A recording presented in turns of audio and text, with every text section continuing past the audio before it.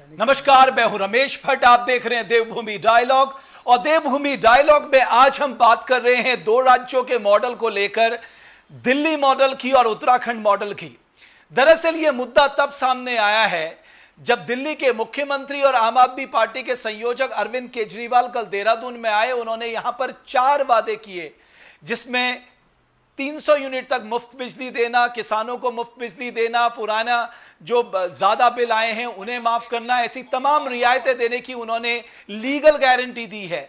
लेकिन उसके बाद एक चर्चा तो बनती है कि दिल्ली के पास कौन से ऐसे संसाधन हैं जिसके आधार पर वो वहां पर इतना कुछ कर पाया है, और उत्तराखंड के पास कितने संसाधन हैं कि आने वाले समय में उत्तराखंड इतने बड़े पैमाने पे जो बातें सामने आ रही हैं उसको लागू कर पाएगा अपने मौजूदा संसाधनों के चलते। इसी पे आज हम चर्चा करेंगे और हमने 2 खास मेहमानों को आमंत्रित किया है। एसडीसी के फाउंडर अनूप नौटियाल जी, बहुत बहुत स्वागत है आपका, और राज्य आंदोलनकारी मुकुंद कृष्णदास जी, आप दोनों का बहुत बहुत स्वागत है।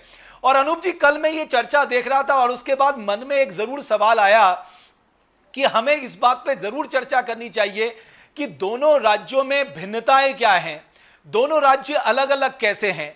चूंकि आप दोनों राज्यों को देखते हैं, पढ़ते आ रहे हैं, आपको लगता है कि दोनों राज्यों में बहुत भिन्नता है, भौगोलिक टर्म्स में भी, इकोनॉमिक टर्म्स में भी, कल्चरल टर्म्स में भी। देखिए, मॉडल तो दोनों एब्सोल्युटली अलग है। दिल्ली एक अलग, चाहे हम उसकी गवर्नेंस के पॉइंट ऑफ व्यू से चले बात करते हैं, जैसे हम सब जानते ही हैं, हर कोई जानता है इस बात को कि उत्तराखंड एक पूर्ण राज्य है, जबकि दिल्ली का स्टेटस उत्तराखंड से बिल्कुल भिन्न है।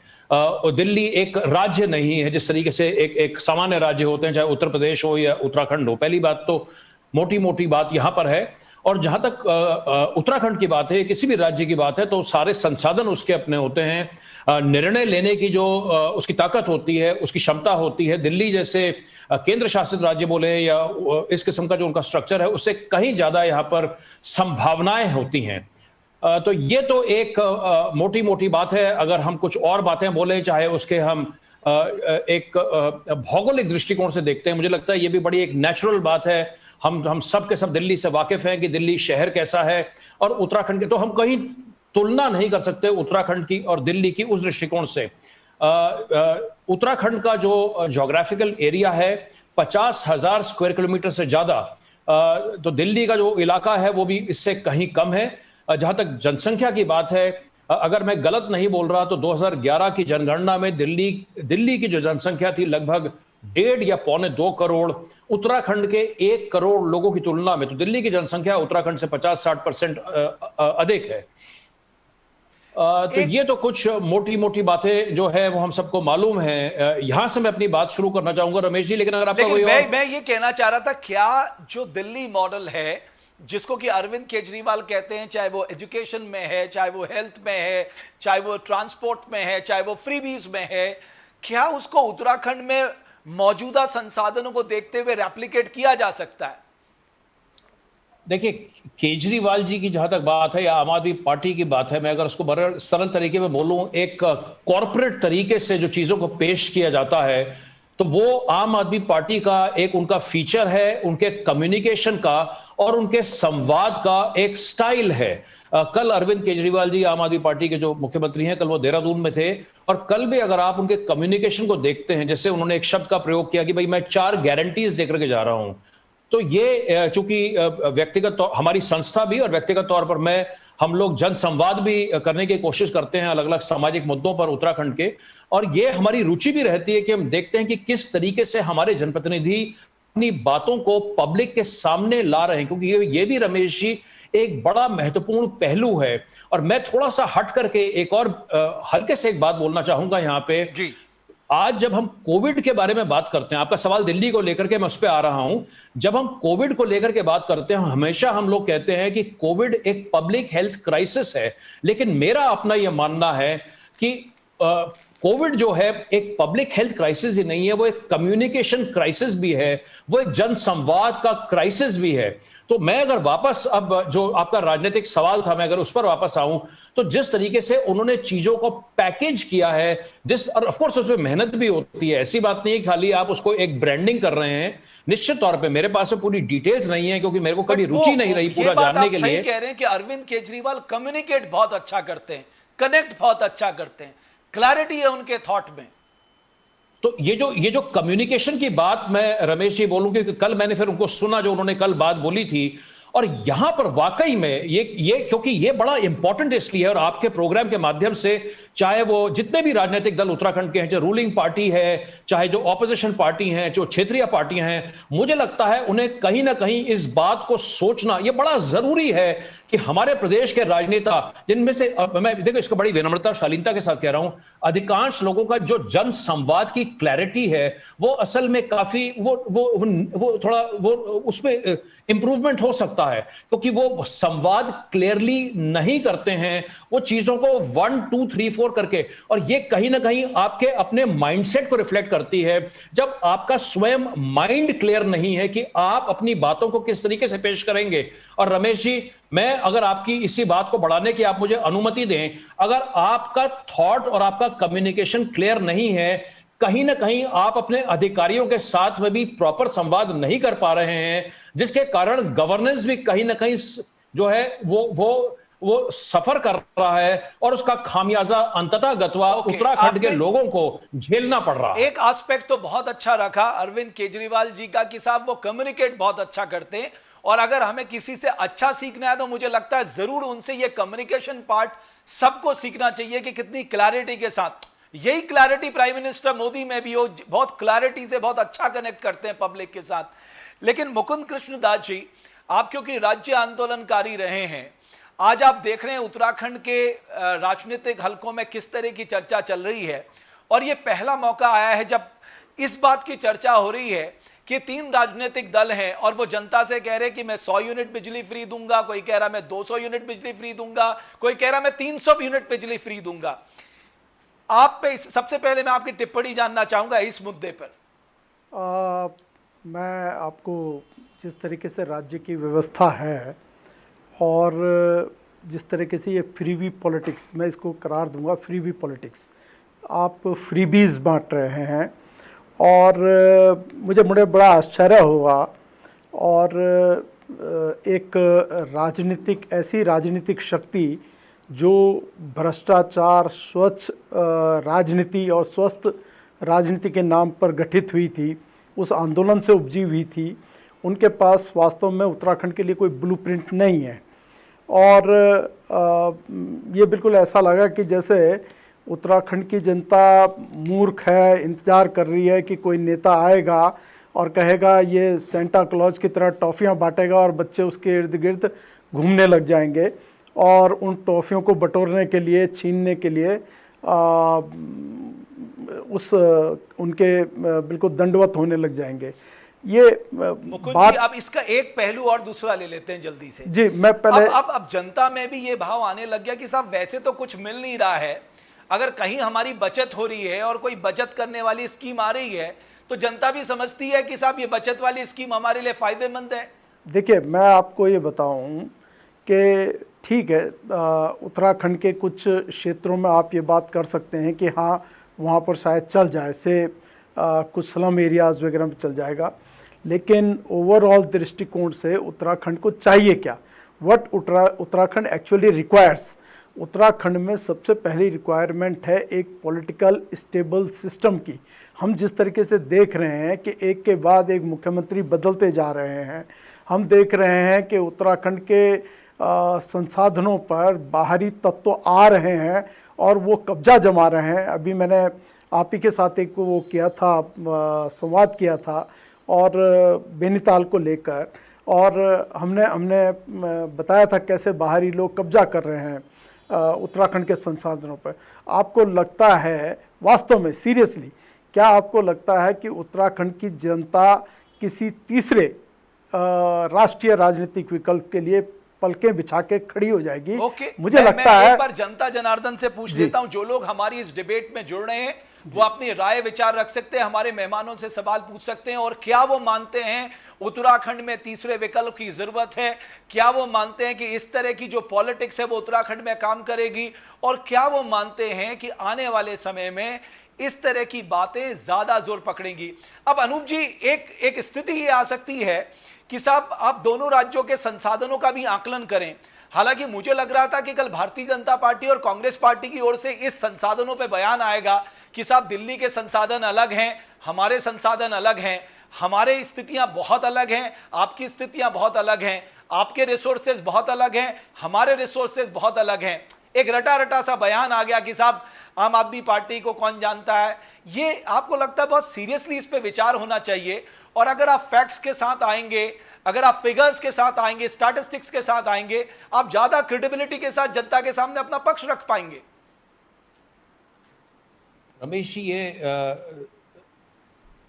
ये जरूरी है कि जो भी अब जन संवाद हो या जनता के साथ संवाद राजनीतिक दल करें, वो जितना ज्यादा तथ्यों के साथ में सामने आते हैं। देखिए, और मैं व्यक्तिगत तौर पर इस बात को यहां पर स्पष्ट कर दूं कि मेरे लिए सभी राजनीतिक दल बराबर हैं, है ना। तो मेरा ये नहीं है कि भैया ये वाला दल है, हम उसके लिए बोल रहे हैं, इसके लिए बोल रहे हैं, उसके लिए बोल रहे हैं।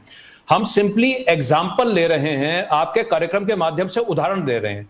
कल दिल्ली के मुख्यमंत्री साहब ने आकर के बोला कि भाई मेरा इतना बजट है, उस बजट में से मैं इतना रुपया जो है बिजली पे खर्च करता हूं, उत्तराखंड का इतना बजट है, बिजली अगर हम देंगे तो हमारा इतना खर्चा होगा। व्यक्तिगत तौर पर मुझे लगता है, मेरे को तो इस किस्म का पसंद आता है, क्योंकि मेरे को स्वयं आंकड़े अच्छे लगते हैं, मुझे तथ्य अच्छे लगते हैं। मेरे को लगता है कि फैक्ट बेस्ड बात होनी चाहिए। और जहां तक उत्तराखंड के वर्तमान जो राजनीतिक दल हैं, वो ज्यादातर तथ्यों के आधार पर बात नहीं करते। आप कहेंगे यार आप फिर से कोविड का उदाहरण दे रहे हो। मैं कोविड का उदाहरण इसलिए दे रहा हूं क्योंकि वो प्रासंगिक है।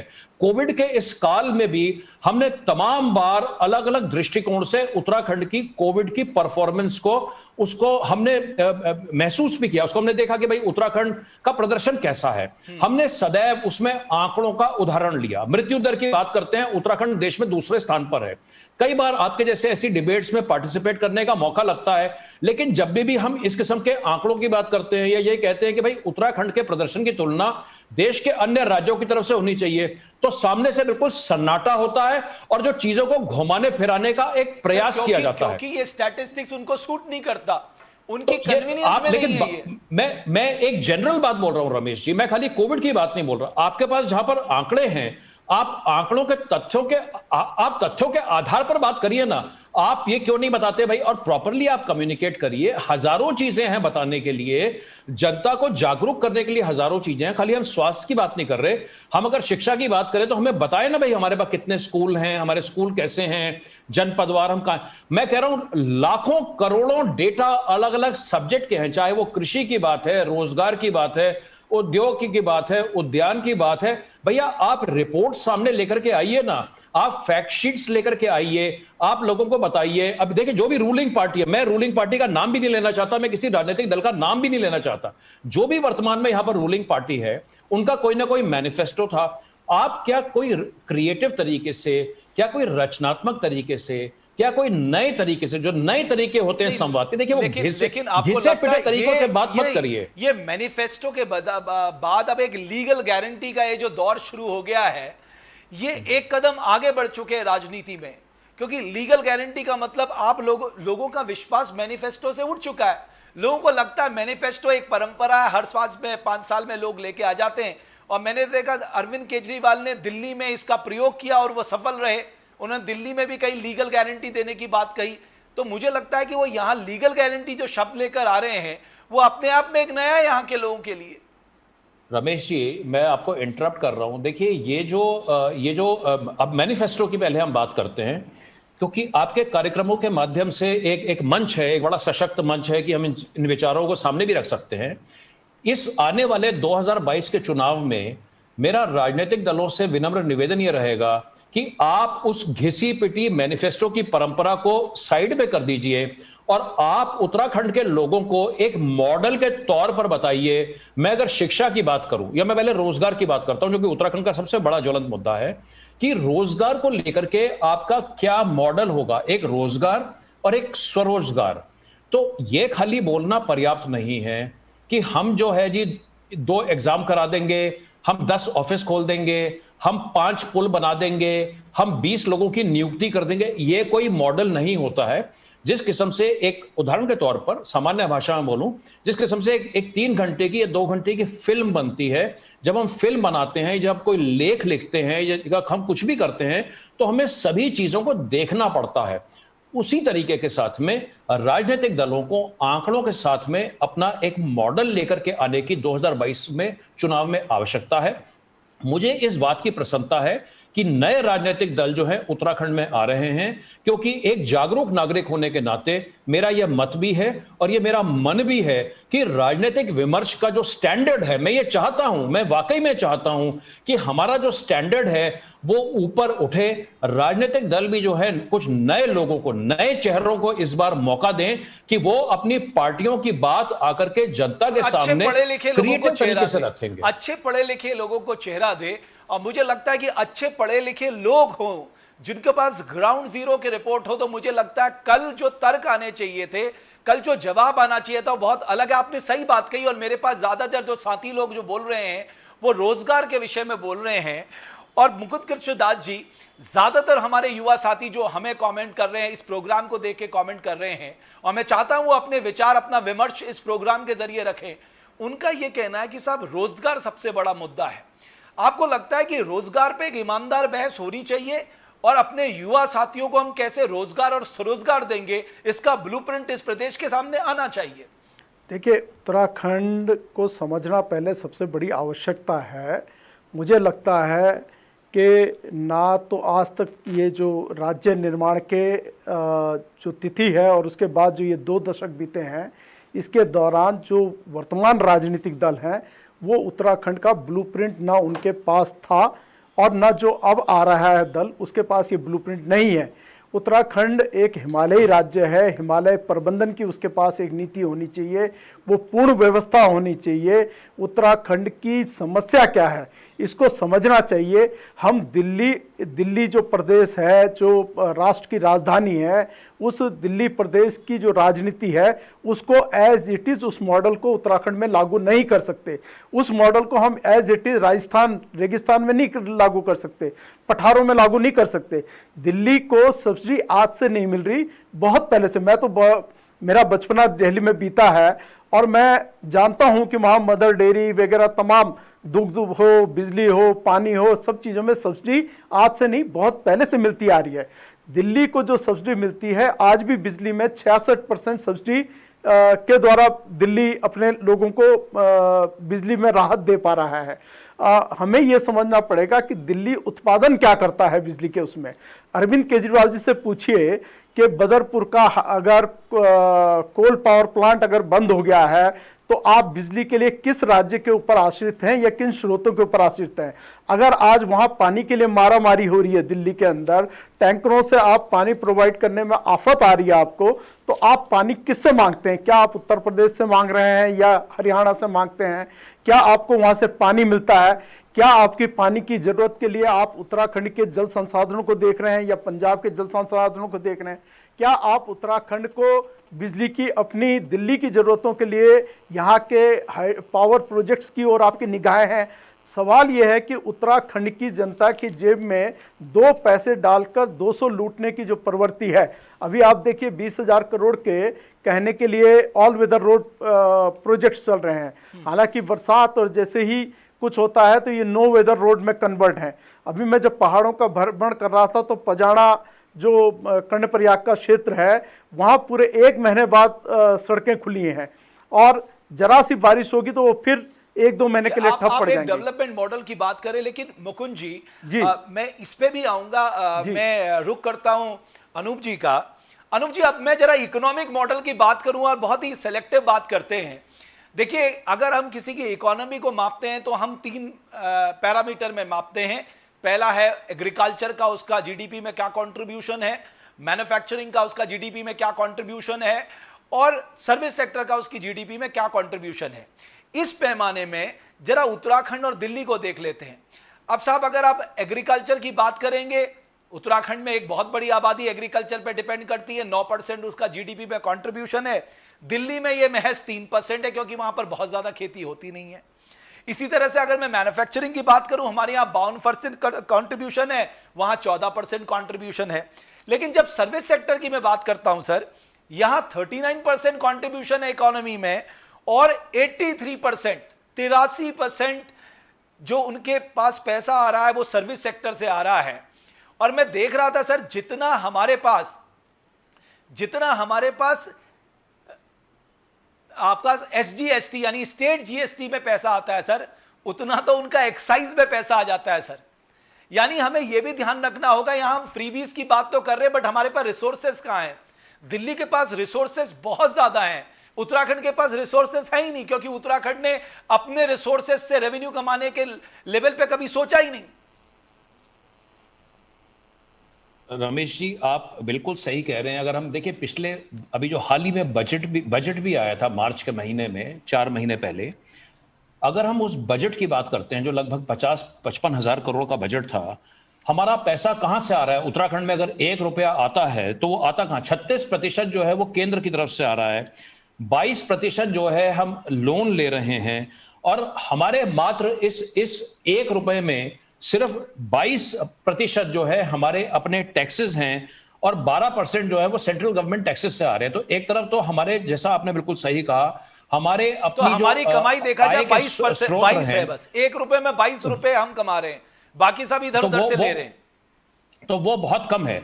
दूसरा भाई, हम पैसा खर्च कहां कर रहे हैं? तो एक चीज है भाई, पैसा आ कहां से रहा है, दूसरा पैसा खर्च कहां हो रहा है। तो इसमें से 50% से ज्यादा जो है हमारा जो पैसा का खर्चा है, वो तो हम वेतन में ही, भत्ते में, पेंशन में, और जो हमने कर्ज कुर्ज लिया हुआ है उसी में जा रहा है। तो ये भी एक उत्तराखंड की एक बजट की जो स्थिति है, जो बड़ी दयनीय स्थिति है, वो वास्तविकता है।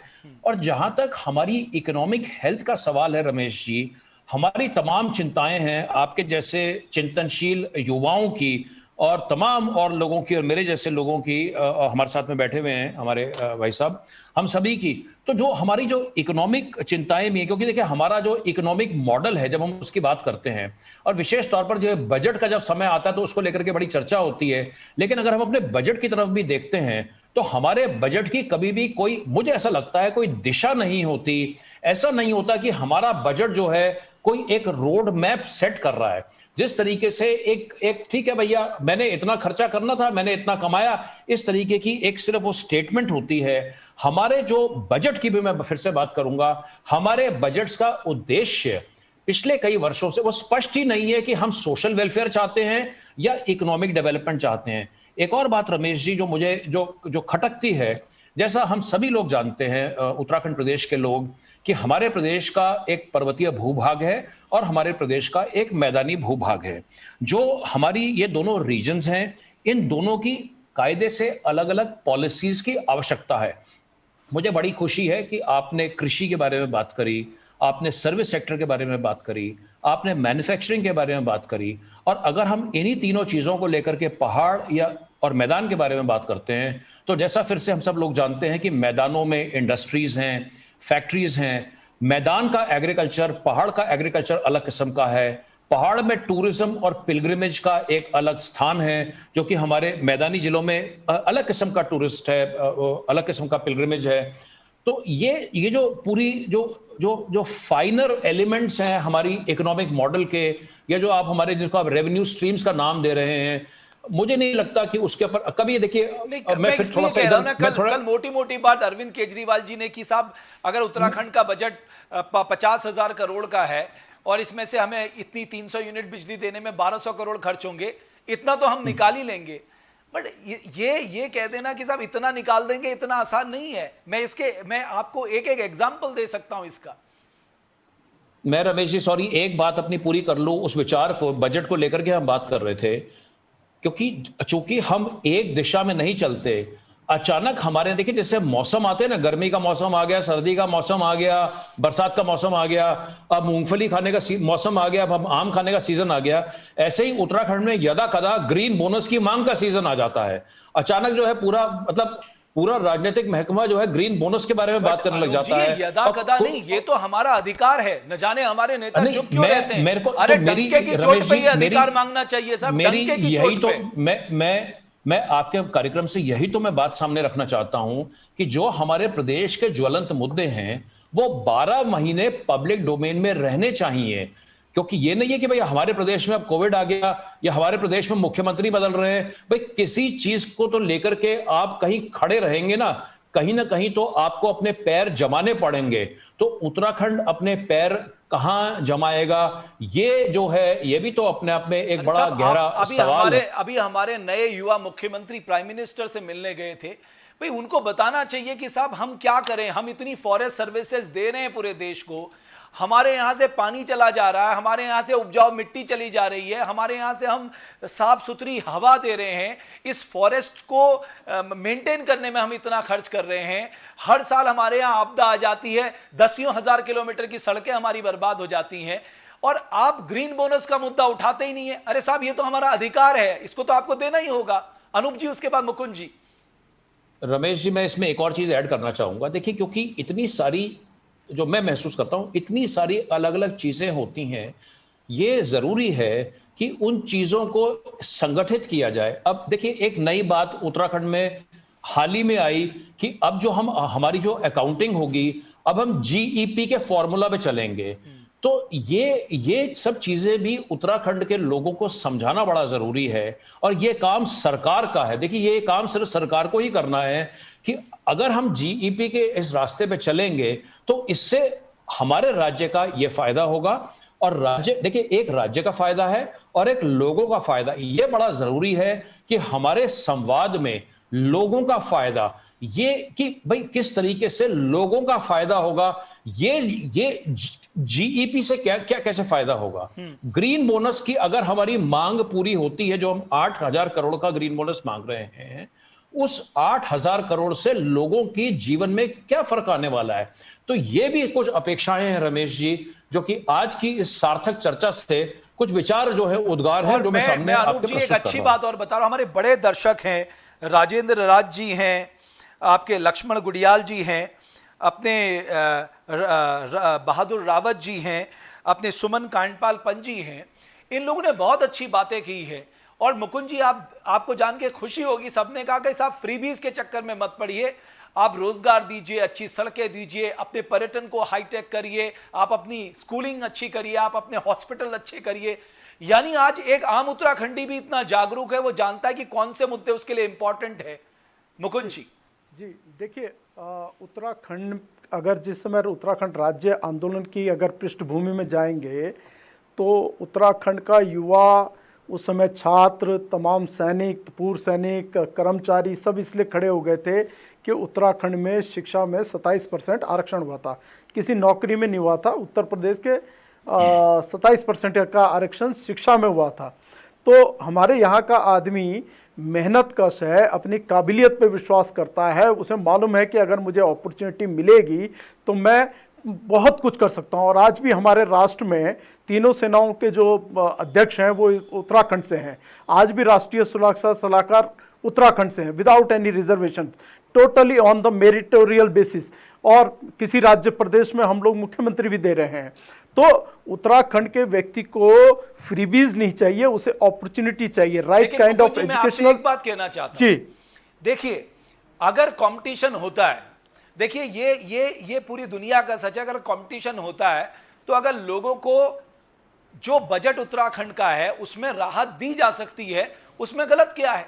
नहीं, मैं ये कह रहा हूं उसमें तो कोई गलत नहीं है। 50,000 करोड़ में मान लीजिए 1200 करोड़ रुपए में आपको बिजली का देना है, आप कितना 200 यूनिट तो देंगे बिजली फ्री? नहीं, उन्होंने अभी तो कंपटीशन छिड़ा हुआ है ना, अभी पब्लिक को चुनना है, अभी 100 यूनिट वालों को पसंद करे, 200 यूनिट वालों को या 300 यूनिट वालों को। अभी तो ये शब्दावली है। हम तो ये कह रहे हैं, हमने शुरू से ये बात रखी, उत्तराखंड राज्य निर्माण आंदोलन से ये रखी कि टिहरी का हाइडल पावर प्रोजेक्ट उत्तराखंड में बनता है, टिहरी के लोग विस्थापन करते हैं, राष्ट्र के लिए त्याग टिहरी दे रहा है, ऐसे ही अन्य पावर प्रोजेक्ट्स में है। तो हमारे हिस्से 7% क्यों आता है हमारे को, हमारा रॉयल्टी? हमारे को ज़्यादा बिजली प्रतिशत में मिलना चाहिए ताकि हम जितना यूज़ कर सकें। हम पूरी जनता को फ्री भी दे देंगे और साथ साथ में बेचकर आय भी कर सकते हैं, अर्जित अच्छा, कर सकते हैं। बिल्कुल। आप हमारे संसाधनों में हमें ताकत दीजिए। लेकिन सर अभी तक मैं वही तो कह रहा हूं कि दोनों राजनीतिक दलों ने संसाधन बढ़ाने की ओर ध्यान ही नहीं दिया। नहीं, मैं तो ये कह रहा हूं कि अरविंद केजरीवाल जैसे आईआईटीएन अगर ये बात रखते कि उत्तराखंड के तमाम जो छोटे छोटे ग्राम पंचायत क्षेत्र हैं जहां छोटे हाइडल पावर प्रोजेक्ट्स रहते हैं, उसकी अनुमति आम आदमी पार्टी सरकार देगी, तो बात समझ आती थी, अच्छी भी लगती। नहीं तो उससे आप रोजगार और देखिए, एक बात उससे बताइए जी, देखिए जो ये हाइड्रो पावर प्रोजेक्ट्स हैं जी, ये तो मुझे नहीं लगता कि बहुत ज्यादा लॉन्ग टर्म परियोजना रहेंगी, क्योंकि इसमें एनजीटी की बात है, इन्वायरमेंटलिस्ट का दिक्कत है, हम सिस्मिक जोन 4-5 में आते हैं, सुप्रीम कोर्ट के अपने ऑर्डर्स हैं, फ्रजाइल हमारा पूरा भौगोलिक क्षेत्र है। जबकि हम ये मानते हैं कि साहब हमारी जो कैपेसिटी है जो वो है 25,000 मेगावाट की हाइड्रो की, हम 3-3.5 हजार मेगावाट जनरेट कर पाते, ये हमारा दुर्भाग्य है, मैं मानता हूं इस बात को। लेकिन अनूप जी, मैं एक और दिलचस्प आंकड़ा आपके सामने रखना चाह रहा हूं। ये थोड़ा सा देखिए, मैं देख रहा था जब बजटिंग की बात आती है तो क्योंकि पूरा अर्बनाइज है दिल्ली का ऐसा तो है नहीं कि कोई उनको रूरल एरिया में खर्च करना पड़ता है। उनकी 3% पॉपुलेशन रूरल है, हमारी 65% पॉपुलेशन रूरल है सर। उनकी कंट्रीब्यूशन 3% है एग्रीकल्चर की जीडीपी में, हमारी आज भी 9% है, और डिपेंडेंसी पॉपुलेशन की 60 से 65% है सर। तो आप कल्पना, और इसमें क्या है कि उत्तराखंड जो है, मैं देख रहा था कि वो कुल खर्च का, दिल्ली कुल खर्च का 1% देती है अपने रूरल और एग्रीकल्चर के लिए, जबकि उत्तराखंड एग्रीकल्चर के लिए अपने बजट का 11% देता है और ग्रामीण विकास के लिए 14% देता है। अनूप जी, मैं समझाना यह चाह रहा हूं कि जो जितनी आसानी से कहा जा रहा है वो उतना आसान नहीं है। उत्तराखंड के अपने कुछ रिसोर्सेस कंस्ट्रेंट हैं जो हमें मानने होंगे और दूसरे राजनीतिक दलों को भी इन्हें समझना होगा। अनूप जी। रमेश जी, जो रिसोर्स क्रंच को लेकर के हम बात कर रहे हैं, और ये बार बार उत्तराखंड में बात उठती है कि हमें अपने कुछ नए जो हमारी आय के जो आयाम है, हमें उनको विकसित करना है। तो अब ये एक जो पूरी आप कह सकते हैं जद्दोजहद चल रही है, ये इतने वर्षों से जो सरकारें उस पर काम कर रही हैं, और यहाँ पर भी मैं एक प्रासंगिक उदाहरण देना चाहूँगा, बल्कि जब स्वयं आप भी सलाहकार थे मुख्यमंत्री जी के साथ में, तो एक जैसे उदाहरण के तौर पर जब भी हम उत्तराखंड में पर्यटन के बारे में बात करते हैं तो बात आती है भाई मसूरी नैनीताल की। अब मसूरी नैनीताल के अलावा हमने कहा भाई हम 13 डिस्ट्रिक्ट 13 डेस्टिनेशन हम डेवलप करेंगे। तो अगर हम अपने 13 डिस्ट्रिक्ट 13 डेस्टिनेशन डेवलप कर पाते हैं तभी तो जाकर के हमारी कुछ आय बढ़ेगी।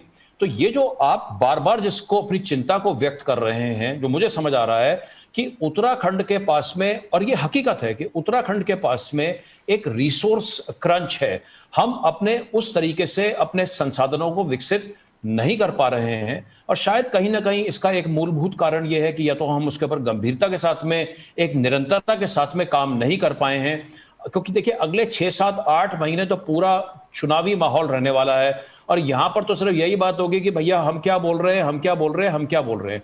तो एक तो रमेश जी, मैं पहली बात, और मुझे लगता है सर हम पूरी ताकत के साथ अपनी बात रख भी नहीं पाते हैं। मुझे नहीं लगता कि प्रधानमंत्री के सामने आप कह सकते हैं कि साहब हमारी ये प्रॉब्लम्स हैं, आपको इसका सॉल्यूशन देना होगा। हम तो रमेश जी हमें रेवेन्यू डेफिसिट ग्रांट 5 साल तक नहीं मिली, हम पता नहीं उसका रमेश जी, उसका मेरा जवाब यह रहेगा रमेश जी कि मैं तो एक नागरिक होने के नाते ये चाहूंगा, मेरी ये कामना और कल्पना रहेगी, और कई बार एक्चुअली मैं इसके बारे में सोचता हूं, अब ठीक है हम सबकी अपनी व्यस्तता होती है, उसको हम कर नहीं पाते। मेरा अपना यह मानना है कि जो पूरा जो अर्थव्यवस्था का या बजट का, ये अपने आप में एक बड़ा पेचीदा सवाल, ये इसमें बहुत सारे पेचीदगी भरे इसमें बहुत सारे कंपोनेंट हैं। मेरी एक दिल्ली तमन्ना यह है कि एक सरकार की तरफ से कोई एक एक्सपर्ट आकर के 1 घंटे का लेक्चर दे और प्रदेशवासियों को यह बताएं कि बजट होता क्या है, इस समय हम कहां खड़े हैं, और देखिए बड़ी साफ गोई के साथ बात हो, बड़ी ईमानदारी के साथ में बात हो, और सारे के सारे कंपोनेंट्स के ऊपर लेकर के बात हो कि 20 साल पहले हम कहां थे, 10 साल पहले हम कहां थे, आज हम कहां खड़े हैं, देश के अन्य राज्यों की तुलना में हम कहां पर हैं। विश्वास नहीं करेंगे कि हम सैलरी देने तक के लिए कर्जा लेते हैं, हम तो ये मान के चलते हैं, चलो आपने कर्जा लिया, आप एसेट क्रिएशन के लीजिए, कम से कम अपने राज्य के लोगों को फायदा मिले। स्थिति यह है कि कई बार सैलरी देने के लिए हमें बाजार से कर्ज लेना पड़ता है। अब कौन बताएगा, कौन राज्य सरकार ये बताएगी? आपके पॉलिटिकल मास्टर से आप कहेंगे, बोले हाँ साहब कर्ज ले लो, मार्केट से ले लो, कोई दिक्कत नहीं है। तभी तो रमेश जी, जो 50% जो बजट से ज्यादा का खर्चा हो रहा है वो इन सब चीजों पे हो रहा है। लेकिन रमेश जी, अगर आप मुझे अनुमति दें, मैं एक इस बहस में एक नया कंपोनेंट ऐड करना चाहूंगा, क्योंकि जो टिकर भी चल रहा है, इस कार्यक्रम का जो टिकर चल रहा है कि मुफ्त की चीजें चाहिए या कोई मॉडल की चीज चाहिए, और मुझे लगता है कि ये देखिए, ये अपने आप में एक बड़ा रोचक विषय है। जो बुद्धिजीवी वर्ग है उत्तराखंड का, और जो सोशल मीडिया पर एक्टिव है, जैसा हमारे मनोज भाई हैं, या हमारे तमाम दर्शक साथी हैं जो कि प्रोग्राम देख रहे हैं, और मैं स्वयं सोशल मीडिया पर कई बार देखता रहता हूं, और बहुत सारे लोगों का यह मानना है कि भाई हमें फ्रीबी नहीं चाहिए। लेकिन अगर आप राजनीतिक दलों को देखें, जो 3 प्रमुख राजनीतिक दल हैं, वो तीनों के तीनों इस फ्रीबी की दिशा में चल रहे हैं। तो ये शायद ये भी अपने आप में एक बड़ा इंटरेस्टिंग पब्लिक सर्वे का टॉपिक होगा कि उत्तराखंड के लोग एक्चुअली चाहते क्या है। और क्योंकि देखिए, व्यक्तिगत तौर पर तो बहुत सारे हम में से लोग कहते हैं भाई हमें फ्रीबी नहीं चाहिए, लेकिन मेरे को अपना लगता है कि कहीं ना कहीं राजनीतिक दलों ने लोगों की ये नब्ज पकड़ी है कि ये एक बढ़िया तरीका है सत्ता पर काबिज होने के लिए, इसलिए वो शायद फ्रीबी की दिशा में जा रहे हैं। आखिरी बात मैं ये बोलना चाहूंगा, क्योंकि मैं कई लोगों का कमेंट भी पढ़ रहा था, मेरा अपना ये मानना है कि राजनीतिक दलों ने अपना विमर्श जो है इस बिजली के माध्यम से शुरू किया है। आने वाले दिनों में चाहे इसमें शिक्षा की बात होगी, स्वास्थ्य की बात होगी, ये अच्छी शुरुआत है। मैं समझता हूं कि पहली बार कम से कम एजुकेशन की बात हो रही है, शिक्षा, आपकी स्वास्थ्य की बात हो रही है, रोजगार की बात हो रही है, कनेक्टिविटी की बात हो रही है, अच्छी शुरुआत है। और रमेश जी, यहां पे मैं एक ये भी ऐड करना चाहूंगा। देखिए, मैं एक बड़ी बैलेंस्ड बात बोल रहा हूं। अगर मैं किसी को सपोर्ट नहीं कर रहा, मैं एक जनरल बात बोल रहा हूं। आज सपोज मैं आपके कार्यक्रम में हूं, आज मैंने बोला, मैंने ए के बारे में बात करी, सपोज मैंने एक टॉपिक ए पकड़ा, तो आप पलट के मुझे कह सकते हैं कार्यक्रम के बाद में कि यार तुमने तो बी के बारे में बात नहीं करी। अब मैंने अगर बी के बारे में बोला और ए के बारे में बोला, तो आपने कहा आपने तो सी और डी की बात ही नहीं करी। तो ये थोड़ा सा हम लोगों को भी, मेरा एक गुजारिश भी रहेगी, अनूप जी, कम से कम लोगों के पास ऑप्शन तो है। नहीं भाई, तो पहले केवल तो बीएसएनएल था, आपको याद है बीएसएनएल की मोनोपोली थी। अब इतने सारे हमारे पास, तो वो एक अच्छा, देखिए, जितने ऑप्शंस आपके पास हो, जितना कंपटीशन आएगा एक तरीके से इस पॉलिटिकल बाजार में, उतना बढ़िया उत्तराखंड के लोगों के लिए है। और देखिए, राजनीतिक दल अपने आप में, हम उनको जितना भी बोले उनके बारे में, लेकिन कम से कम चुनावी समर में उन्हें भी ये समझ है कि उन्हें, हमें जो भी उनके प्लान होंगे वो हमें बताएंगे, अपने प्लान बताएंगे, अपने मॉडल बताएंगे। हमारी कम से कम कोशिश ये रहे कि भाई आप उसे पूरा विस्तार से समझाइए, आप हमें मॉडल के तौर पर बताइए। आप हमें सिर्फ ये मत बताइए कि आप 40 पुल बना देंगे, आप 200 डॉक्टर को हायर कर लेंगे, आप 100 डॉक्टर कर लेंगे, 50। उससे जो है हमें समझ नहीं आ रही है कि प्रदेश किस दिशा में बढ़ रहा है। आप हमारे को पूरा का पूरा खाका जो होता है वो हमारे को बड़े सरल शब्दों में आप बताइए, ताकि प्रदेश के आखिरी इंसान तक जो है आपकी बात सरल तरीके से पहुंच सके, सरल तरीके से लोग आपके बात को ग्रहण कर सके। और रमेश जी, खाली बात करना जरूरी नहीं है। अगर आपकी सरकार बनती है, आप उसको क्रियान्वित कैसे करेंगे, आप उसकी मॉनिटरिंग कैसे करेंगे, और संवाद सिर्फ चुनाव के समय नहीं होना चाहिए। मेरी एक अपेक्षा आपके कार्यक्रम के माध्यम से यह भी रहेगी कि जिसकी भी सरकार बने, वो हर महीने, कम से कम 1 महीने में 30 दिन में आकर के एक बार अपना रिपोर्ट कार्ड पेश करे, वो बताए कि भाई मेरा हेल्थ का रिपोर्ट कार्ड ये है, मेरा शिक्षा का रिपोर्ट कार्ड ये है। 3 महीने में ले आए, अगर 1 महीने में ना लाए, मैं कह रहा हूं 6 महीने अरे में 3 महीने में ले आए, कम से कम कभी तो लाए ना, रिपोर्ट कार्ड तो लाए, क्वार्टरली लाए कि भाई मेरा रोजगार का रिपोर्ट कार्ड ये है, ये मैंने 3 महीने में मैंने ये 3 काम किए, अगले 3 महीने में मैं ये 3 काम करने वाला हूं। तो जितने ज्यादा, जब भी हम उत्तराखंड के ज्यादा से ज्यादा लोग इस किस्म की इनसे मांग और अपेक्षा रखेंगे, मुझे लगता है निश्चित तौर पर बदलाव जो है उसकी संभावना। अनुज जी, मैं आ रहा हूं वापस आपके पास। मुकुंद जी, मैं आपको एक चीज, आपको लगता है कंपटीशन तो होना चाहिए साहब, देखिए प्रतिस्पर्धा जरूरी है, जितनी ज्यादा प्रतिस्पर्धा होगी उतना ज्यादा बेहतर होगा। देखिए, प्रतिस्पर्धा बहुत जरूरी है, ये बिल्कुल लोकतंत्र में आवश्यक भी है, और प्रत्येक व्यक्ति और राजनीतिक संगठन को आकर अपनी आइडियोलॉजी और अपने कार्यक्रमों के माध्यम से किसी के बीच में राजनीति करने का पूरा अधिकार भी है। मेरा मेरा सिर्फ एक मत है, पॉलिटिक्स को सिर्फ आंकड़े और डाटा के आधार पर मत देखिए, और देखना है तो पूरे आंकड़े देखिए। राजनीति को समझना आवश्यक है, और मेरा दृष्टिकोण यह है कि राजनीति का जो चरित्र है वो उसको बार बार ये कहा जाता है कि राजनीति बड़ी गंदी होती है, उसमें सही आदमियों को नहीं आना चाहिए, इस तरीके की बातें आती हैं। मैं ये बताना चाहता हूँ आपके माध्यम से, आपकी जितने भी दर्शकगण हैं और जनता को बताना चाहता हूँ कि राजनीति की समझ को पहले विचारधारा को समझने की कोशिश करिए, उसको समझिए कि राजनीति का चरित्र ऐसे ही है। भगवान श्री राम राज्य अभिषेक होने वाला था और अगले दिन उनको न केवल राजगद्दी से हाथ धोना पड़ा, बल्कि देश निकाला, 14 एक तरीके से देश निकाला था वो, और धर्मपत्नी और भाई के साथ जाना पड़ा। महाभारत काल में भी ऐसा होता है। राजनीति को सबसे पहले समझने की कोशिश करिए कि राजनीति, आज की राजनीति क्या है। और जो का मतलब यही है ना कि आप लोगों की सेवा के लिए आ रहे हैं। मैं ये कहना चाहता हूं, लोग आपको अपना जनप्रतिनिधि इसलिए बनाते हैं। जी, मैं वही बात पे आ रहा हूं। मैं कह रहा हूं कि राजनीति में जो राजनीति दिल्ली से शुरू हुई थी, जंतर मंतर से, जो अन्ना जी के आंदोलन से चली हुई थी, जिसकी राजनीति की बात थी कि स्वच्छ और साफ सुथरी राजनीति होगी, भ्रष्टाचार के खिलाफ लोकपाल आएगा, तो उस राजनीति से आपको पूछना चाहिए कि ऐसा क्यों हुआ कि आपने एडमिरल रामदास जैसे कैरेक्टर को, जो लोकपाल थे आपके दल के अंदर, आपने उन्हें बाहर का रास्ता दिखा दिया।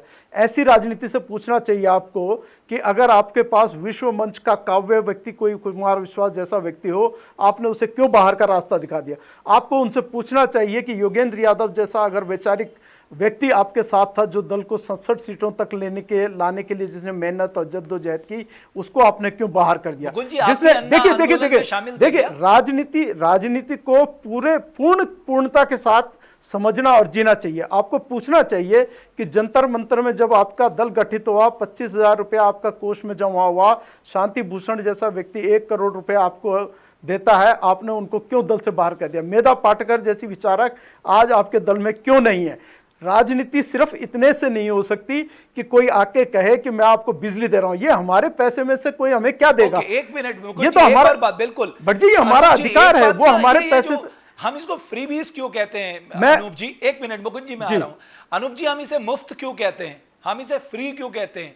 हमारी जेब से पैसा जा रहा है साहब, आप इधर से दीजिए या दूसरे मत से दीजिए, पैसा तो जनता ही देती है। नहीं, फ्री तो इसलिए कहते हैं ना क्योंकि आज हम बिजली का बिल देते हैं, तो बिजली का बिल आता है, हम बिजली के बिल की पेमेंट करते हैं, हम टैक्स भी देते हैं, और हम ऑफकोर्स हम बिजली का बिल भी देते हैं, वो तो एक यूटिलिटी है। लेकिन इस बदले हुए चुनावी माहौल में जब 3 पार्टियां हैं बड़ी बड़ी, एक कहता है भाई मैं 100 दूंगा, दूसरा कहता है मैं 200 दूंगा, तीसरा कहता है मैं 300 दूंगा, उसके बाद में 300 के बाद में दूसरा कह देता है कि भाई मेरे पास अगर दिल्ली के बराबर संसाधन होंगे तो मैं 400 दूंगा, कोई बड़ी बात नहीं, कल कोई चौथा 5वां दल आ जाएगा, वो कहेगा मैं 500 दूंगा। वो जैसे मंडी में सब्जी के दाम लगाते हैं ना, वो ये एक तो देखिए बाजार बन गया, ये तो एक बाजार है। और भाई हर कोई अपना एक, जैसे देखिए कंपनी होती है, अलग अलग कंपनियां होती हैं, उनके अलग अलग प्रोडक्ट होते हैं, तो ये उसी तरीके से प्रोडक्ट है।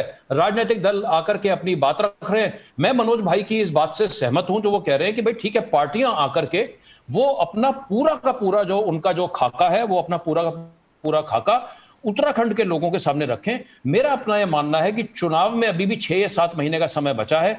ये किसी भी, मैं प्रैक्टिकली बात कर रहा हूं, ये किसी भी दल के लिए मैं देखिए दूसरी बार इस बात को बोल रहा हूं, मैं किसी भी दल के बारे में बात नहीं कर रहा, मैं एक प्रैक्टिकल बात पे बोल रहा हूं कि किसी भी दल के लिए यह संभव नहीं है कि वो पहले ही दिन आकर के अपनी सारी बातें बोल जाएगा, चाहे वो ए पार्टी है, बी पार्टी है, सी पार्टी है, डी पार्टी है, ई पार्टी है। लेकिन आने ये कम से कम एक अच्छी चीज है कि भाई पूछना चाहिए या नहीं कि देखिए हिमाचल के पास अपना हॉर्टिकल्चर मॉडल है, सिक्किम के पास अपना ऑर्गेनिक मॉडल है, उत्तराखंड के पास अपना कौन सा मॉडल है इस 21 सालों के बाद? एक सवाल तो बनता है ना। उत्तराखंड में तो रमेश जी पिछले 20 साल में तो उत्तराखंड ने 20 मॉडल बना दिए। कभी हम पर्यटन प्रदेश हैं, कभी हम तीर्थाटन प्रदेश हैं, कभी हम ऊर्जा प्रदेश हैं, कभी हम हॉर्टिकल्चर प्रदेश हैं, कभी हम कुछ हैं, कभी हम कुछ हैं, कभी हम कुछ हैं। इस कंफ्यूजन में तो पिछले 20-21 साल निकल गए। तो अब यही कामना रहेगी भाई, अब तो 21 साल का उत्तराखंड हो गया है, आने वाली सरकार जो है एक राजनीतिक स्थिरता के साथ में एक विकास की स्थिरता भी देगी और उत्तराखंड के लोगों को कम से कम विकास के दृष्टिकोण से, अब देखिए अब विकास की परिभाषा क्या हो उसमें अलग अलग लोगों का अपना मत हो सकता है। मैं एक बिल्कुल ऑर्डिनरी सिटीजन के पॉइंट ऑफ व्यू से बात करूं, ऑर्डिनरी सिटीजन, और यहां पर मैं उसको अगर मैं पलायन आयोग से भी जोड़ूं, उदाहरण के तौर पर उत्तराखंड में जब भी बात होती है, हमारे प्रदेश में पलायन एक बड़ा महत्वपूर्ण और एक बड़ा ज्वलंत मुद्दा है। अब पलायन हमारे उत्तराखंड में क्यों हुआ? 50% हमारे प्रदेश में जो पलायन हुआ है, और ये पलायन आयोग की जानकारी है, ये मेरी जानकारी नहीं है, वो रोजगार के कारण या रोजगार के अभाव के कारण हुआ। तो जो एक बिल्कुल जो common man on the street है भाई, उनको क्या चाहिए? हर कोई हम में से हम चाहता है भाई हमारे पास सर रोजगार के स्वरोजगार मैं के। आपको एक बात पूछना चाहता हूं, क्या इस बात के लिए कि साहब 50% पलायन इसलिए हुआ क्योंकि रोजगार नहीं था, इसको समझने में 21 साल लग गए? सर ये तो पहले 5 साल में ही समझ में आ गया था, क्योंकि जॉब अपॉर्चुनिटीज नहीं है, क्वालिटी हेल्थ नहीं है, एजुकेशन नहीं है, इसलिए लोग पलायन कर रहे हैं। अब इसमें तो किसी रिपोर्ट की जरूरत ही नहीं है। रमेश जी देखिए, फिर अब पता नहीं कौन सी रिपोर्ट का देखिए इंतजार फिर एक करके और उन रिपोर्टों का करते क्या है। वो देखिए, वो तो अब एक और क्वेश्चन है कि क्या भाई वो हमें क्या पलायन आयोग की आवश्यकता थी, क्या हमें इन आंकड़ों की आवश्यकता थी? तो वो फिर एक अलग मैं इसलिए कह रहा हूं कि 12 रिसर्च हुई हैं, 12 अलग अलग रिसर्च हुई हैं, वो सारी रिसर्च मैंने देखी है। उन सारी रिसर्च का लेवल हुआ अब यही था जो आप बता रहे हैं कि साहब रोजगार, मैंने तो रमेश जी स्वास्थ्य। मैंने तो रमेश जी थोड़े दिन पहले इनफैक्ट मैंने एक अपना एक विचार भी एक पब्लिक डोमेन में सामने रखा था। मैंने कहा कि भाई इस समय जो उत्तराखंड को ज्यादा आवश्यकता है वो पलायन आयोग से ज्यादा आवश्यकता उत्तराखंड को तो एक यूथ कमीशन की आवश्यकता है। भाई पलायन आयोग क्या है? माइग्रेशन कमीशन है। आप माइग्रेशन कमीशन को छोड़ दीजिए और आप एक यूथ कमीशन बनाइए। उसके साथ में मैंने रमेश जी दूसरी बात यह भी रखी थी अपने इस संदेश में कि हमारे को रिसर्च ओरिएंटेड ना होकर के, देखिए रिसर्च तो जरूरी है लेकिन बहुत ज्यादा रिसर्च ओरिएंटेड ना होकर के एक्चुअली हमें एक्शन ओरिएंटेड होने की आवश्यकता है। तो अगर मैं एक बात बोलूं तो आप 80% एक्शन ओरिएंटेड होइए और 10 या 20% आप रिसर्च ओरिएंटेड होइए। अब कितनी आप रिसर्च करेंगे भाई? 21 साल तो बीत चुके हैं ना। तो अब जो है, अब ये जो सवाल है अगले 6-7 महीने में, आपके पास अपने इकोनॉमिक सर्वे के आंकड़े हैं, आपने अपने तमाम, मैं वही कह रहा हूं रमेश जी, तो आपके पास अब हमें बहुत ज्यादा इस किस्म के हमें आंकड़ों की आवश्यकता नहीं है। अब जो समय आ गया, क्योंकि 21 साल की हमारी आयु हो चुकी है, अब हमें परिणाम चाहिए। अब ये नहीं कि अब हम जाकर के एक और जो रिसर्च है बहुत बड़ी रिसर्च करेंगे कि भाई अभी हमने रुद्रप्रयाग की रिसर्च करी लेकिन हमारी चमोली की रिसर्च बची हुई है, हमारी उत्तरकाशी की, अभी रिसर्च का समय नहीं है। अभी कम से कम अगले 6-7 महीनों में सारे जो राजनीतिक दल हैं, एक देखिए बड़ा काम जो वर्तमान की सरकार है उसे, चाहे वो अर्थव्यवस्था है, कोविड है, तमाम इन चुनौतियों को अगले 6-7 महीने तक अच्छे से संचालित करना है। एक महत्वपूर्ण बात यह है, रोजगार का उन्होंने एक वादा किया है, उन्हें रोजगार के अपने वादे पर खरा उतरना है। एक मोटी इस समय प्राथमिकता उत्तराखंड राज्य की ये है।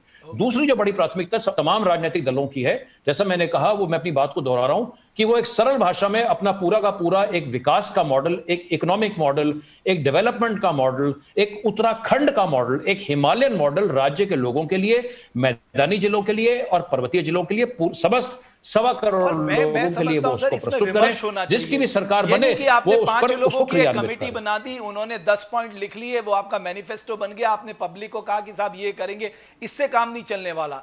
एक व्यापक विमर्श के बाद इस बार का एक ड्राफ्ट तैयार होना चाहिए जो उत्तराखंडी ड्राफ्ट हो और जो उत्तराखंड के लिए हो, क्योंकि मैंने कई मैनिफेस्टो देखे, आज तक कुछ नहीं होता साहब। एक परंपरा है मैनिफेस्टो बनाना, उस पर कौन कितना ध्यान देता है। मुकुंद जी, मेरा आखिरी सवाल आपसे है, ये तो आप कम से कम मानेंगे कि बीजेपी और कांग्रेस जो 2 ध्रुव थे उत्तराखंड के, उनको ये समझ में आने लगा कि साहब ये तीसरा ध्रुव भी आ जाएगा तो हमारे लिए चैलेंज पैदा करेगा। तो कम से कम ये तो है कि जनता के सामने एक ज्यादा विमर्श आना चाहिए ताकि जनता के लिए ज्यादा अच्छे काम कर पाए राजनीतिक दल। देखिए, मैं ये एक ऐसा राजनीतिक सवाल है जिसमें जैसे ही आप जवाब देने लग जाएंगे तो आप काजल की कोठरी के अंदर जाते हैं और एक लीक काजल की आपको लगेगी है ना। मैं किसी भी सूरत में ऐसे राजनीतिक दल की ओर बैटिंग नहीं करना चाहूँगा जो बिल्कुल नया हो और जिसे मुद्दे ना मालूम हो। देखिए ठीक है, नहीं, मैं कभी नहीं, आपसे नहीं कह रहा हूं आप आम आदमी पार्टी के लिए बैटिंग करिए, नहीं, बीजेपी के लिए नहीं, बैटिंग नहीं, करिए, नहीं, कांग्रेस के लिए बैटिंग नहीं, करिए। मैं एक आंदोलनकारी के तौर मैं- पे आपको बुलाया कि साहब आपकी सोच क्या है इन 21 सालों में, जैसा कि अनूप जी ने कहा कि साहब रोजगार विषय है, शिक्षा विषय है, स्वास्थ्य मैं उसी में आ रहा हूँ, मैं उसी में आ रहा हूँ रमेश जी। मैं ये कहना चाहता हूँ कि हमारे उत्तराखंड में आने वाले कोई भी राजनीतिक दल हो, उनसे ये पूछा जाना चाहिए कि उत्तराखंड की समस्याएं क्या हैं, what are the problems of Uttarakhandi people, और उनकी एस्पिरेशंस क्या हैं, और उन प्रॉब्लम्स और एस्पिरेशंस के लिए आपके पास क्या सॉल्यूशंस हैं। देखिए, मुफ्त बिजली की 200 यूनिट की मुफ्त बिजली से कुछ नहीं होने वाला। उत्तराखंड के व्यक्ति के जेब में उसको रोजगार चाहिए, स्थायी रोजगार चाहिए, उसके जो उत्पाद है उसके उत्पाद कैसे बढ़े, उसके उत्पाद को मार्केट चाहिए, हमारे को अच्छी ट्रांसपोर्ट व्यवस्था चाहिए। हमारी ट्रांसपोर्ट व्यवस्था बिल्कुल चरमराई हुई है पहाड़ों के अंदर। हमारे को अच्छे स्वास्थ्य चाहिए। वहाँ पर आज की सरकार भी बाकायदा बिल्डिंग्स बना रही है, लेकिन उनमें डॉक्टर्स ही नहीं है। मशीनरी है लेकिन वो मशीनरी नहीं चल रही है। तो हमारे को जो ह्यूमन रिसोर्स है, जो यहाँ का ह्यूमन रिसोर्स है, वो कैसे उसको पहाड़ों पर भेजा जाए, किस तरीके से जो हमारी शिक्षा व्यवस्था है, आज आप देख रहे हैं कोरोना के दौरान पे ऑनलाइन एजुकेशन चल रही है, लेकिन हमारे पहाड़ के बच्चे महरूम हैं।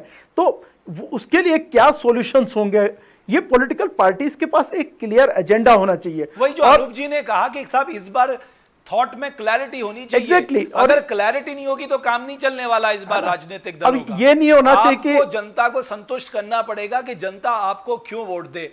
अब जैसे अनूप जी, एक मिनट मुकुल जी, मैं सिंबोलिज्म की राजनीति से बड़ा हैरान रहता हूं और उत्तराखंड में बड़ी होती है।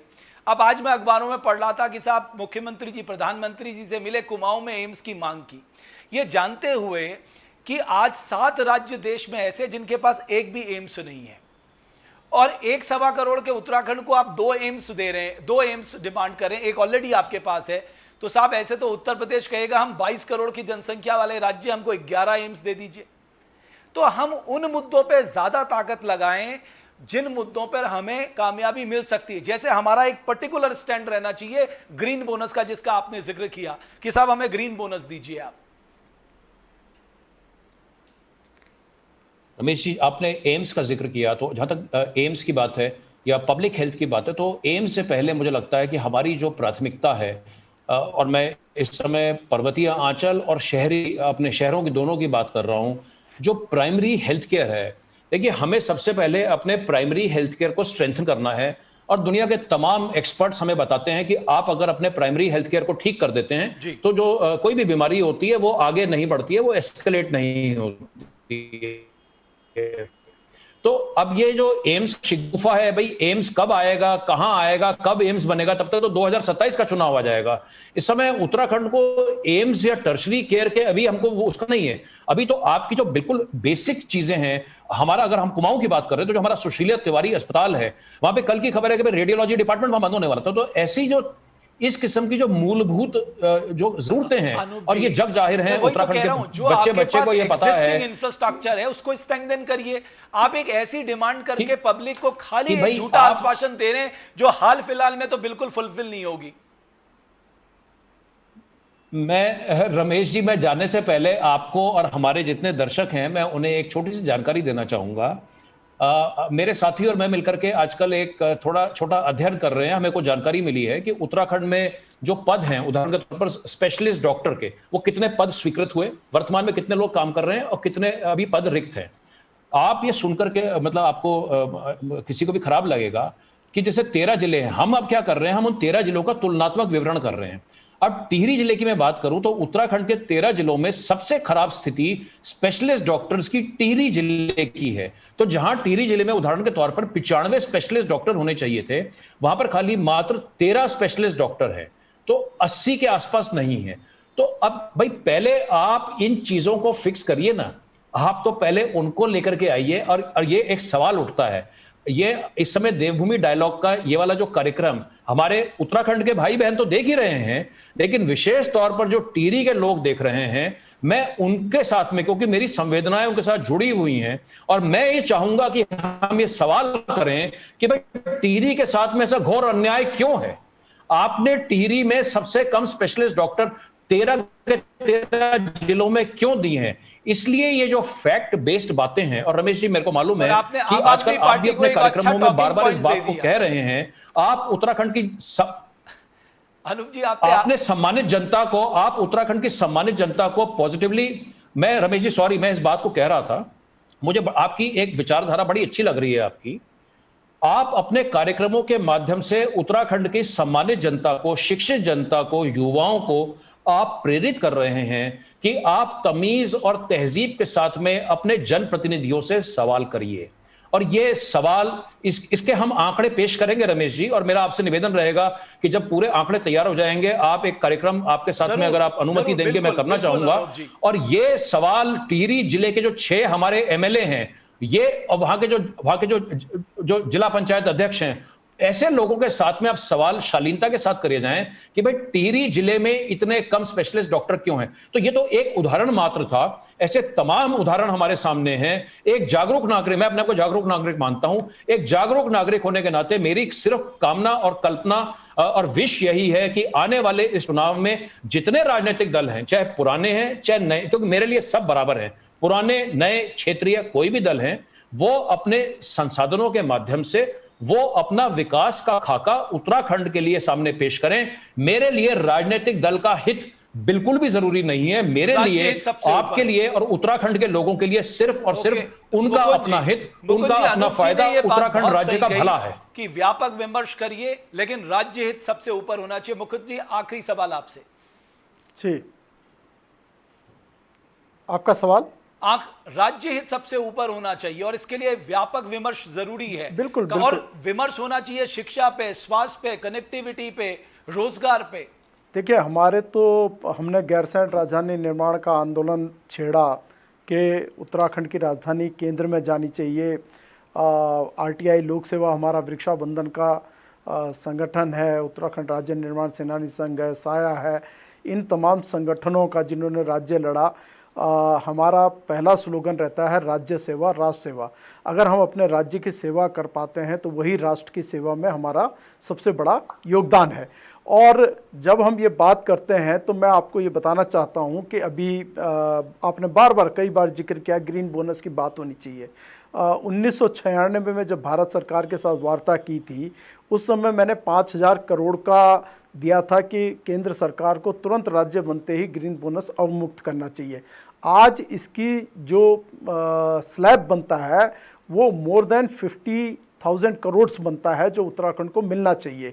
और क्योंकि उत्तराखंड एक वाटर बैंक है, ऑक्सीजन बैंक है, मैं इसीलिए कह रहा हूँ कि पहले हिमालय और हिमालय के प्रबंधन की समझ होनी चाहिए, हमारे यहाँ का ज्ञान होना चाहिए, और उस हमारा जो ग्लोबल उसमें जो वैल्यू है, हमारी जो जीईपी की बात आ रही है, तो हमारी ग्लोबल उसमें वेल्थ जो हमारे पास है पर्यावरण और पारिस्थितिकी की, और चूंकि आज विश्व मंच संयुक्त राष्ट्र संघ है, हमारे प्रधानमंत्री जी ने भी ये बात की है, और ये बार बार बात आ रही है कि 2030 तक हमारे को फॉसिल फ्यूल्स ख़त्म करने हैं या उनको रिड्यूस करना है एक सर्टेन लेवल तक। तो आज जब पर्यावरण सबसे बड़ा फोकल एरिया है, तो उत्तराखंड जो जिसके बासिंदे सदियों से महरूम है सुविधाओं से और आज भी महरूम हैं, तो उनको उनके लिए एक अंतर्राष्ट्रीय जगत और भारत का राष्ट्रीय सरकार क्यों नहीं एक लाभ प्रदान करे। चलिए, तो ये बात आपने जो ग्रीन बोनस की कही है बिल्कुल सही कही है। और मैं एक चीज और जोड़ना चाहता हूं कि हमारे बीच में हमारा नेतृत्व जो हमारे बीच से उभरना चाहिए। अनूप नौटियाल जी बहुत अच्छा सोचते हैं, इतना शानदार सोचते हैं, लेकिन अगर वो मान लीजिए किसी XYZ दल के पाले में चले जाते हैं तो फिर तो राष्ट्रीय राजनीति की फिर चीजें बिगड़ने लग जाएंगी। मैं कह रहा हूँ जो नेतृत्व आना चाहिए, समाज के बीच में से आना चाहिए, यहाँ की समझ से आना चाहिए, और कोई बाहर का नेता चाहे कितना बड़ा हो, हाँ। वो आकर हमारे को ABCD ना सिखाए, रेदर हमसे पूछे कि आपकी जरूरतें वो हमारे को समझे और हमारे द्वारा जो समाधान है उस समाधान पे कार्य करें। अनूप जी, आखिरी टिप्पणी मैं आपकी चाहता हूं, आखिरी टिप्पणी बहुत संक्षेप में। मेरी तो सबसे आखिरी टिप्पणी यह है कि मैं आपको धन्यवाद देना चाहता हूं। अब आप कहोगे क्यों? बताइए। आप पूछ लो ना मेरे से क्यों मैं धन्यवाद देना चाहता हूं। बताइए सर। मैं आपको थैंक्स इसलिए दे रहा हूं क्योंकि आज आपके कार्यक्रम के माध्यम से मनोज ध्यानी जी जो हैं, हमारे बड़े पुराने मित्र हैं, आज जो है कार्यक्रम के माध्यम से उनसे बहुत दिनों के बाद परिचय हुआ है। और मनोज भाई ने अभी हाल ही में एक इतना शानदार वीडियो बनाया था बेनीताल का, जो कि इतना वायरल हुआ पूरे सोशल मीडिया में। तो मैं आपके कार्यक्रम के माध्यम से उन्हें धन्यवाद भी देना चाहता हूं। That was excellent work Manoj भाई। I am very very happy, so keep it up. I am very very very, मैं दिल से अपनी जो है आपको खुशी दे रहा हूं। और मैंने आपका वीडियो जो है खुद मैंने रीट्वीट किया, और मेरे को लगता है सैकड़ों लोगों ने मेरे रीट्वीट, मतलब हर कोई जो है उसमें आपके भागीरथ प्रयास का एक हिस्सेदार बना। तो very very nice, keep it up. मैंने आधे घंटे का संवाद किया उनके साथ, क्योंकि मैं चाहता हूं उत्तराखंड के अच्छे लोग, उत्तराखंड के लिए जो सोचते हो, उत्तराखंड के लिए कुछ करना चाहते हो, वो देवभूमि डायलॉग के मंच में आकर अपना विमर्श रखें, अपनी राय रखें, अपनी सोच रखें, ताकि हम एक बेहतर उत्तराखंड बना सकें। और बेहतर उत्तराखंड बनाने के लिए बहुत जरूरी है अपने संसाधनों को बढ़ाना। आज मैं देख रहा था, एक बड़ी रिपोर्ट आई थी, उसमें यह कहा था कि हमें 8 बड़े प्रोजेक्ट्स पूरे करने हैं, लेकिन उसके लिए हमें हाथ जोड़ने पड़ेंगे एशियन डेवलपमेंट बैंक के, हमें हाथ जोड़ने पड़ेंगे एशियन इंफ्रास्ट्रक्चर इन्वेस्टमेंट बैंक के, हमें हाथ जोड़ने पड़ेंगे न्यू डेवलपमेंट बैंक के। तो हमें दूसरों पर निर्भर ना रहते हुए अपने दम पर अपने उत्तराखंड को आगे ले जाना है, उस सोच के साथ आगे बढ़ना है। और इसीलिए हमने इस बहस को आज किया था। आने वाले दिनों में दिल्ली मॉडल और उत्तराखंड मॉडल पे हमारा विमर्श और आगे बढ़ेगा, कुछ और मुद्दों के साथ आपके सामने हाजिर होंगे। आप दोनों मेहमानों का बहुत बहुत शुक्रिया, अनूप जी, मुकुंद जी, आप दोनों का बहुत बहुत शुक्रिया। धन्यवाद आप सभी दर्शकों का देवभूमि डायलॉग देखने के लिए। हरे कृष्ण, हरे कृष्ण। Thank you.